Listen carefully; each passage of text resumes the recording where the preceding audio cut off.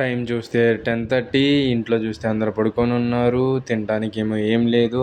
కిచెన్లోకి రాగానే 3 ఎగ్స్ కనపడ్డాయి. ఇంకా ఎగ్ బుజ్జి చేద్దామని అయితే ఫిక్స్ అయ్యా.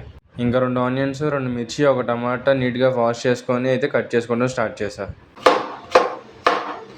ఇంకా కటింగ్ అంతా అయిపోయాక పొయ్యి మీద ప్యాన్ పెట్టుకొని కుకింగ్ అయితే స్టార్ట్ చేశాను. ఇంకా ఆయిల్ వేడెక్కాక ఆనియన్స్ వేయించుకొని టమాటా మిర్చి కూడా వేసేసుకున్నా. టమాటాలు మగ్గాలంటే 2 నిమిషాలు ప్లేట్ పెట్టుకోవాలి.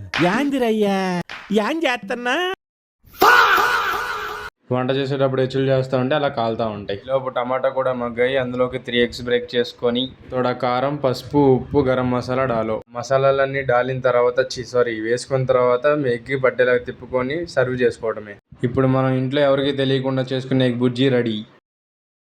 ఆ తొక్కులన్నీ క్లీన్ చేయకపోతే నాకు పొద్దున్నే సావే. ఇంకా అన్ని డస్ట్బిన్లు వేసి వచ్చి కూర్చొని ఫుడ్ ఎంజాయ్ చేస్తూ మూవీ చూస్తూ నా డే అయితే కంప్లీట్ చేశాను.